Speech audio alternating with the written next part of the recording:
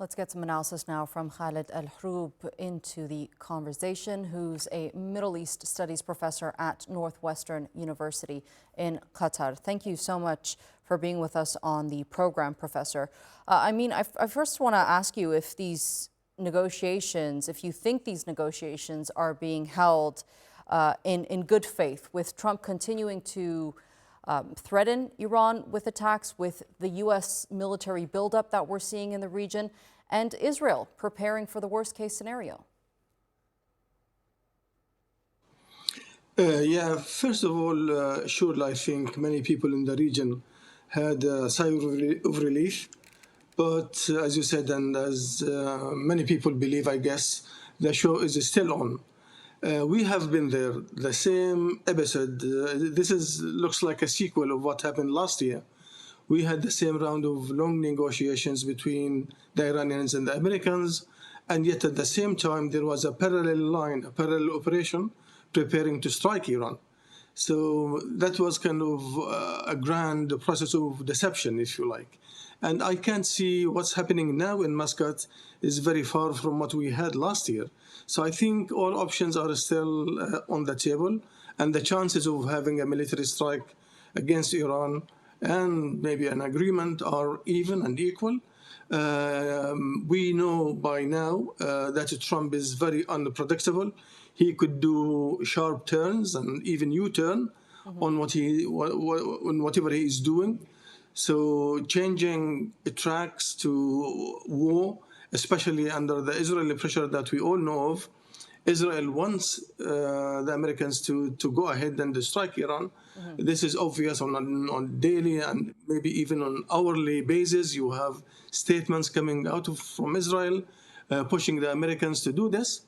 And then you have another element in the equation, I think, which is the Epstein's files in the domestic American politics. And this is another, I guess, pressing factor to go down the line of military option, which is very frightening, of course, to cover up what is happening there. Trump himself is implicated in these files, and we have learned, the lesson from the American history politics, that in many cases you need to have some big bang, outside the American in foreign affairs. To cover up some scandal, some president doing bad politics internally. So I think the region is still on edge, waiting for the final outcome of these negotiations. We haven't heard from U.S. officials comment on the talks as of yet, but we did hear from the Iranian foreign minister. He said that he's cautiously optimistic, and he said that he thinks that the talks will continue. We heard similar sentiment from the Omani side as well. If you were to weigh out the two options, diplomacy or strength through power, what do you foresee happening? Well, as you said, it's a very worrying sign for me. That is, until now, there is no official American statement about what's happening or what is the outcome of these negotiations.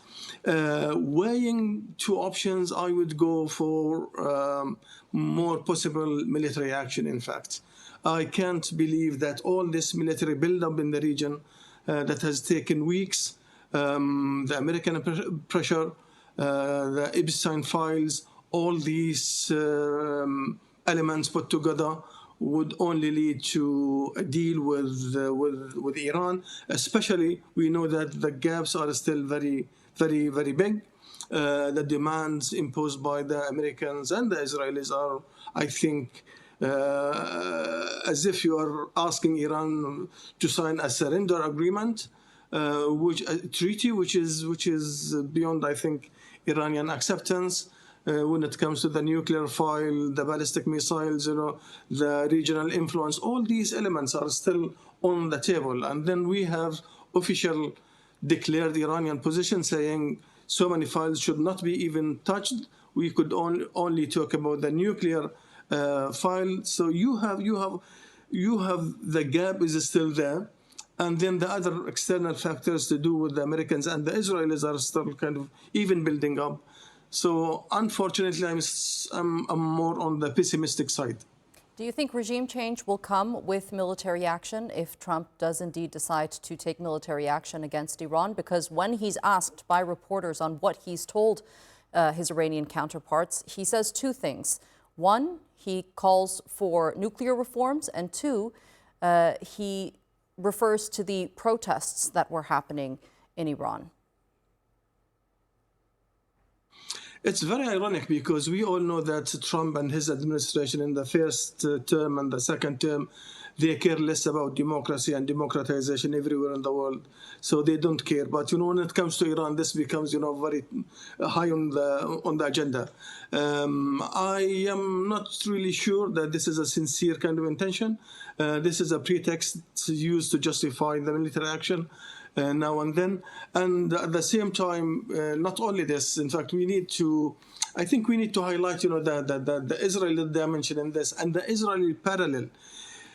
Every single justification that is used to mobilize military action against Iran could be seen visibly on the Israeli side. The acquiring nuclear weapons and facilities, Israel does this.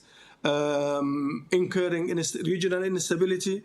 Israel is the most destabilizer player in the region.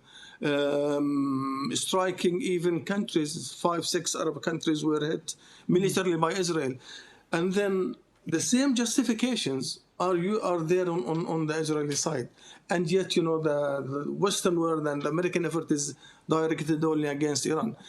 So you have this kind of hypocrisy when it comes to the international system and the use of global power. And then added to that, what you have just said, that is, we need even to change the domestic politics and bring whatever kind of reform or democracy inside Iran. This is not kind of said against any other country. And you have dozens, if not even more, American allies who are authoritarian regimes and exercising suppression and oppression against their own people across the globe, maybe even far more than the Iranian regime is doing. And yet you have silence on that side, and then you have this outspoken policy against Iran. So this kind of paradox and double standard has reached a scandalous and farcical, I think, level nowadays. Okay, Professor Khaled AL-Hroub, thank you so much for being with us here on the NewsHour and sharing that analysis with us.